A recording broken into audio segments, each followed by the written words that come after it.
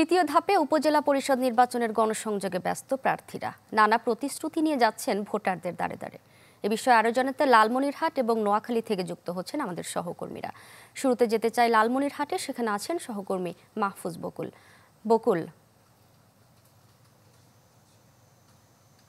ইন্দ্রাণী, লালমনিরহাটের বর্তমান যে উপজেলা পরিষদ নির্বাচন চলছে তার তৃতীয় ধাপের ভোট কিন্তু আগামী 29 মে অনুষ্ঠিত হবে এবং লালমনিরহাটের সদর উপজেলায় এদিন কিন্তু এই তৃতীয় ধাপের ভোট অনুষ্ঠিত হবে এবং এই নিয়ে ইতিমধ্যে প্রতীক বরাদ্দ দেওয়া হয়েছে এবং প্রচার প্রচারণা খুব জোরে সোরেই শুরু হয়েছে। যারা প্রার্থী রয়েছেন তারা কিন্তু প্রচার প্রচারণা চলছেন, ভোটারদের দাঁড়ে দাঁড়ে যাচ্ছে, নানান প্রতিশ্রুতি দিচ্ছেন। আমি যদি একটু তথ্য দিয়ে থাকি আপনাকে, লালমনিরহাটে কিন্তু 9টি ইউনিয়ন রয়েছে এবং এখানে 118টি ভোট কেন্দ্র রয়েছে। সেই 118টি ভোট কেন্দ্রে সর্বমোট পুরুষ কিন্তু 1,45,700 জনের মতো রয়েছে, তারা ভোটাধিকার প্রয়োগ করবেন এবং মহিলা ভোটার এখানে রয়েছে প্রায় 1,43,886 জন।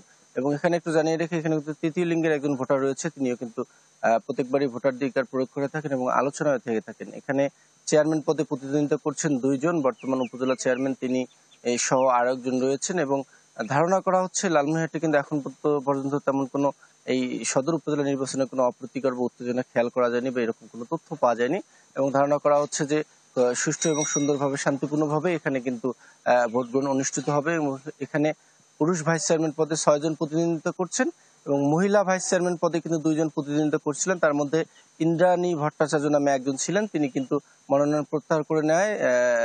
একদম লতিফা বেগম নামে একজন রয়েছেন, তিনি ইতিমধ্যে নির্বাচিত হয়েছেন এবং সব মিলিয়ে লালমনিরহাট সদর উপজেলা পরিষদের এই ছিল আমার কাছে সবশেষ নির্বাচনের খবর। ইন্দ্রাণী। বকুল, আপনাকে ধন্যবাদ। দর্শক, এবার চলে যেতে চাই নোয়াখালীতে, সেখানে আছেন সহকর্মী সুমন ভৌমিক। সুমন,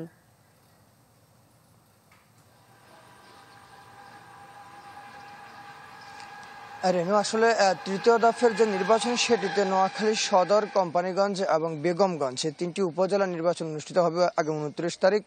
তো সবচেয়ে বেশি যে জায়গাগুলোতে সমস্যা দেখা দিয়েছে সেটি হচ্ছে কোম্পানিগঞ্জে বাংলাদেশ আওয়ামী লীগের সাধারণ সম্পাদক ওবায়দুল কাদেরের ছোট ভাই এবং হচ্ছে তার আরেক ছোট ভাই যিনি হচ্ছে মির্জা কাদের, তার অনুসারী একজন এবং উপজেলা আওয়ামী লীগের সাধারণ সম্পাদক মিজানুর রহমান বাদল সহ 3 জন সেখানে দাঁড়িয়েছেন এবং নোয়াখালী সদর উপজেলায় রয়েছেন 4 জন। এই 2টি উপজেলার মধ্যে শুধু কোম্পানিগঞ্জ থেকে মূলত আসলে অভিযোগ অনুযোগ এগুলো আসছে। ইতিমধ্যে একাধিক লিখিত অভিযোগ কিন্তু একে অপরের বিরুদ্ধে দিয়েছেন রিটার্নিং কর্মকর্তার কার্যালয়ে, সেটি শুধু কোম্পানিগঞ্জের বেলায়। তো এই এলাকার যারা ভোটার রয়েছেন বা নেতাকর্মী রয়েছেন তারা বলেছেন যে এই ভোটকে কেন্দ্র করে পুনরায় কোনো প্রবলেম হয় কিনা, যেটা গত 2 বছরের বেশি সময় ধরে সেখানে চলে আসছে, সেটির কথা হয়তো এখানকার যারা ভোটার রয়েছেন এবং নেতাকর্মী রয়েছেন তারা বলেছেন। তবে সদর উপজেলায় কিন্তু শান্তিপূর্ণভাবে মূলত প্রচার প্রচারণা হচ্ছে এবং বেগমগঞ্জ যেটি সেখানেও শান্তিপূর্ণভাবে কিন্তু প্রচার প্রচারণা হচ্ছে। নোয়াখালী সদর উপজেলায় 4 জন দাঁড়িয়েছেন, সেটার মধ্যে বর্তমান যিনি চেয়ারম্যান রয়েছেন শামসুদ্দিন জাহান, নুর আলম সিদ্দিকী রাজু, তিনি পৌর যুবলীগের নেতা, একই সঙ্গে বর্তমান পরিষদের কিন্তু ভাইস চেয়ারম্যান এবং আরমান চৌধুরী রয়েছেন এখানে। এই মোট 4 জন এখানে রয়েছেন, ফলে হচ্ছে প্রতিদ্বন্দ্বিতা অনেক বেশি হবে, তবে শান্তিপূর্ণ ভোটের প্রত্যাশা কিন্তু প্রত্যেক প্রার্থী করছেন। রেনু। সুমন, আপনাকে ধন্যবাদ। দর্শক, উপজেলা পরিষদ নির্বাচনের খবর জানছিলাম লালমনিরহাট এবং নোয়াখালী থেকে।